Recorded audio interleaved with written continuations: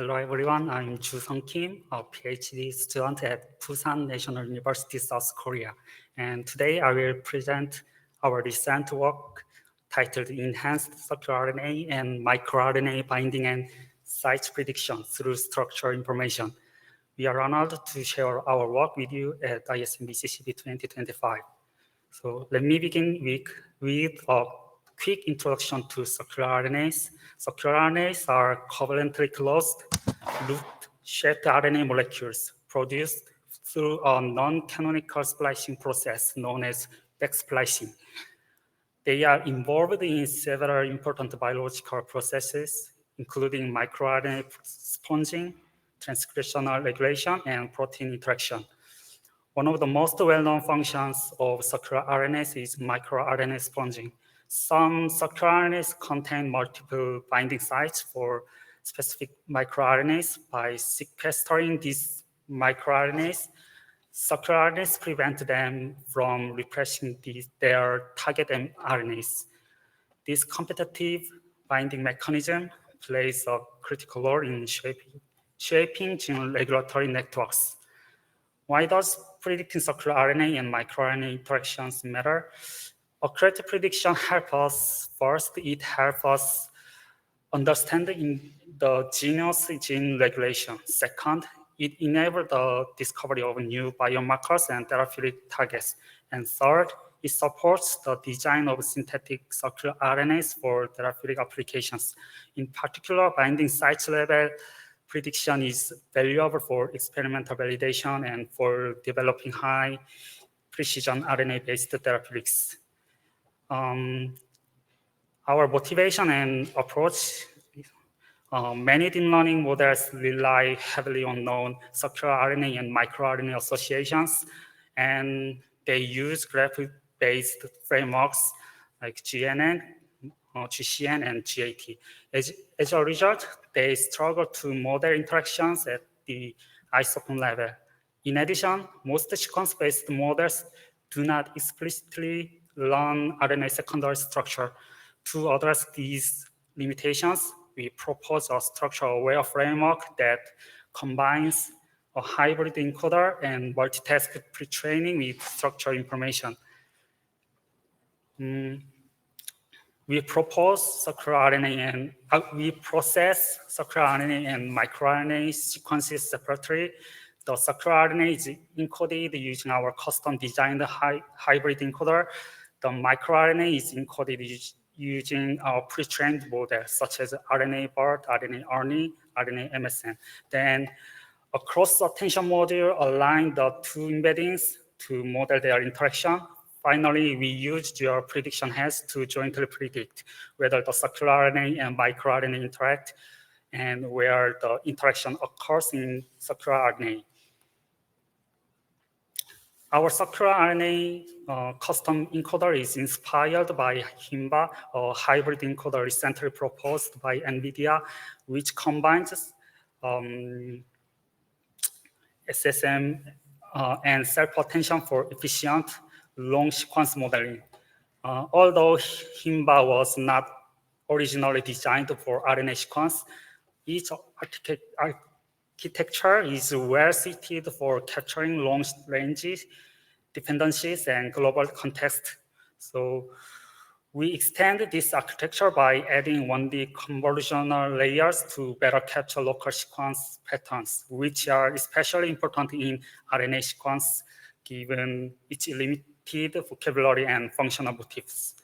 So our encoder integrates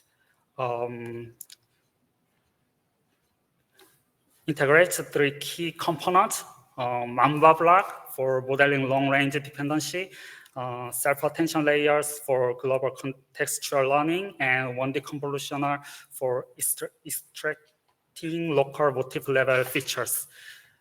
So this hybrid design enables the model to capture both global structure and local signals in circRNA sequences.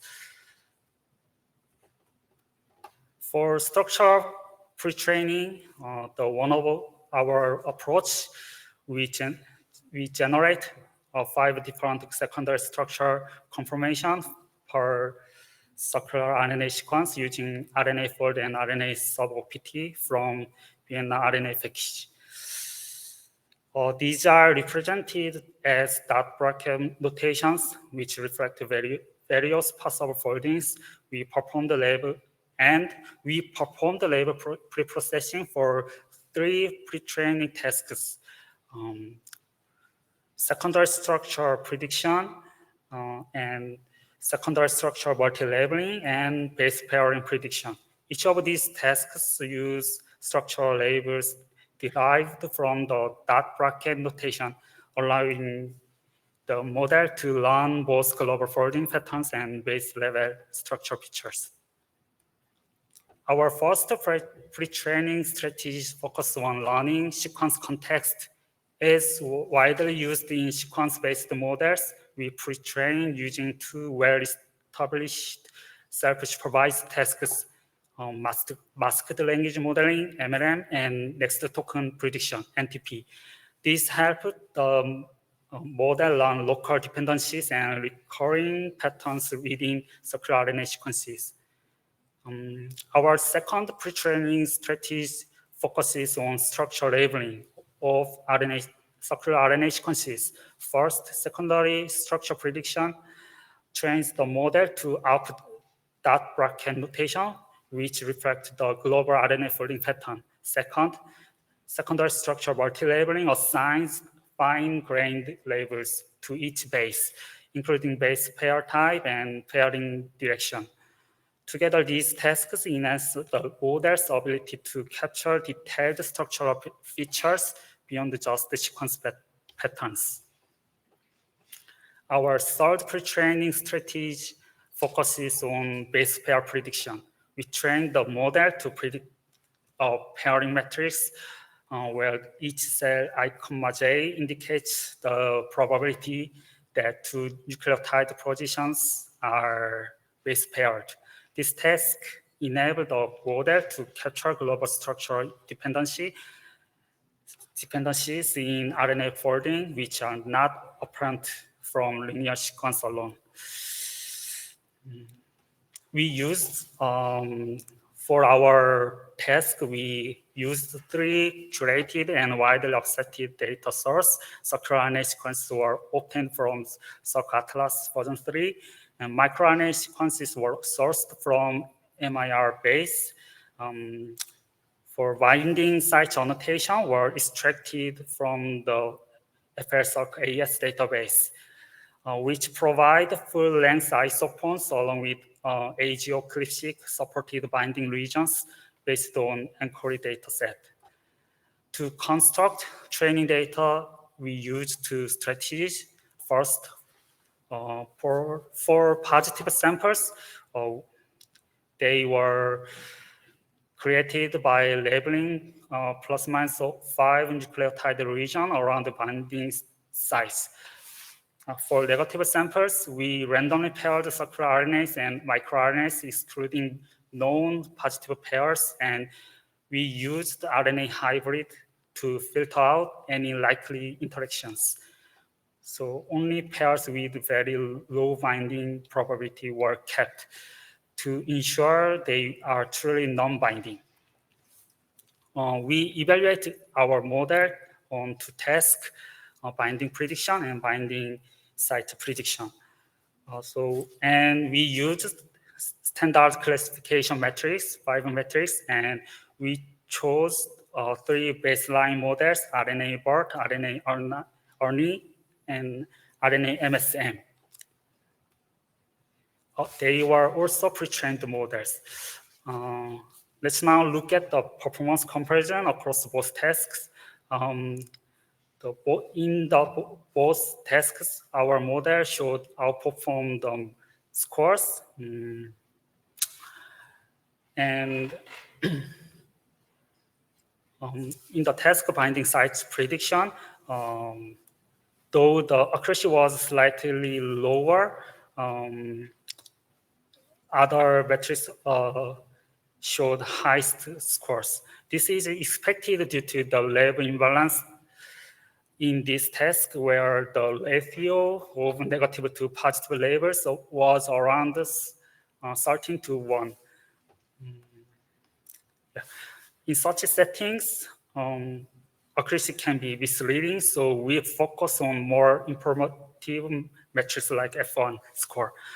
We also observed that the structure-aware pre-training strategy, which includes SSP, SSML, and PP, lead to clear performance gains compared to using only sequence-based pre-training strategies like MLM and NTP.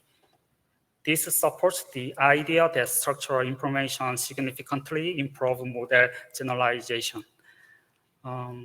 This example feature HSA circ0001649, a circular RNA known to inhibit liver cancer progression by sponging multiple microRNAs. As you can see, RNA BERT, RNA RNA, and RNA MSM produce noisy or flat probability curves with poor alignment to the true binding regions. Our encoder trained with only MLM and NTP shows some signal shape, but still lacks precision.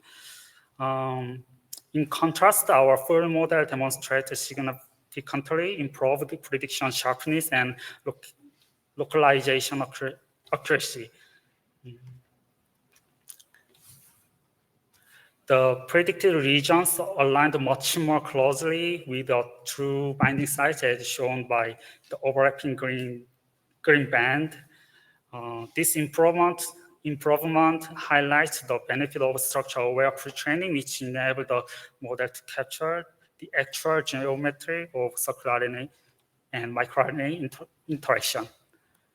While visualizing the binding site prediction, we observed that some positions show spike-like probability values. These short and isolated high probability regions are likely noisy predictions, not true binding sites. To address this, we kept only contiguous regions with consistently high scores and removed predictions that were shorter than certain threshold. So we set this threshold based on the microRNA length. After applying the filtering step, we compared the refined binding site prediction across different models. In this slide, we can see how each model performed after noisy prediction have been removed. As you can observe, RNA BERT, RNA RNA, and RNA MSM still show mostly flat or imprecise signals. Even after filtering, our encoder with only MLM and NTP shows modest improvements but lack alignment precision with a true binding site. In contrast, our full model, which includes structure-aware pre-training, maintains sharp predictions peaks that align well with the true site. So even after refinement, our model retains the clearest and most accurate signal.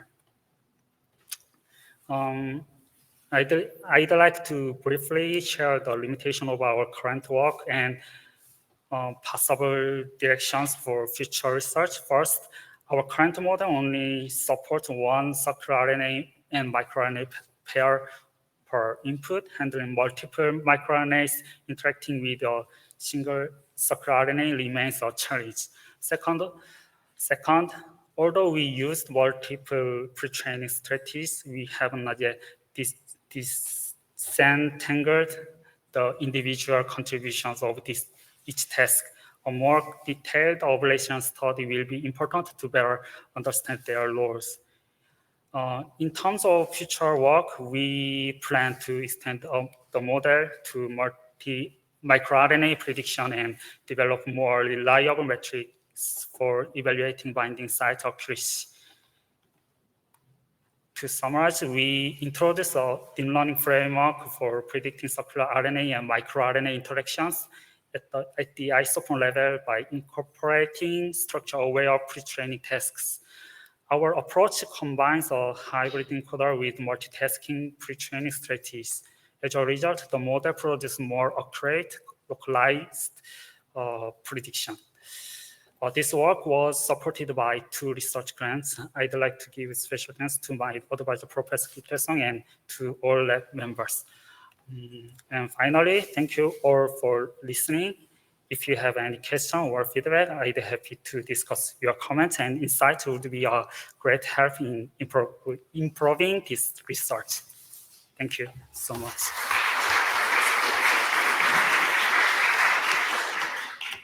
Okay, thank you for an excellent talk. Any questions? Thank you for that. So you're saying that the binding is dependent on the structure, and it's also dependent on the environment, right? Maybe the type of cell, maybe if it's in the nucleus and the cytoplasm. Do you think of that? Do you take it into account, the cellular environment to the binding? Thank you for your question. And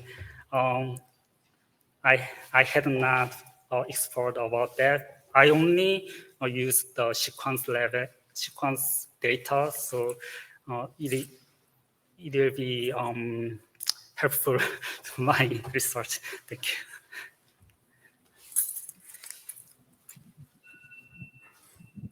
Very nice talk. I was wondering, because the circRNA had a different length, when you folded the RNA, how you control, you take the whole things for folding, or you actually take a sliding window?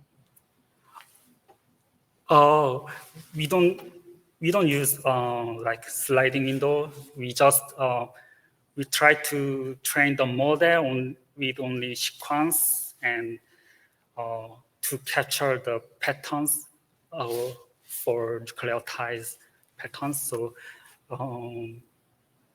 Because the thing is that if we actually have a very long sequence, you will Yeah. have a B and a folder will tend to have at least a long distance base pairing, which normally when in the nuclear transcription, it will actually more local folding.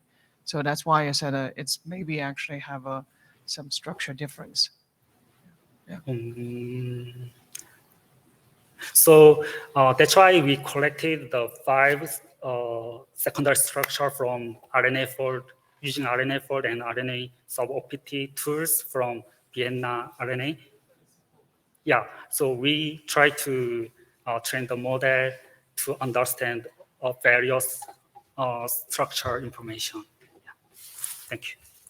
I have a kind of follow-up question similar to what I asked for the last talk. So how do you determine the actual full isoform of the circRNA to be able, to be able to then predict the sequence to be able to input for this? So I think what I'm curious about is, how are you kind of confidently determining the full length circRNA isoform? yeah. My model take only sequences data, so the long sequence can both of long and short sequence can be taken to my model, and So you take all exons in Yeah. between. You basically are saying it's the longest possible isoform yes, that like could be created. LLM, we use masking and can process to my models. Okay, thank you. Any other questions? Okay, then let's thank Janine again.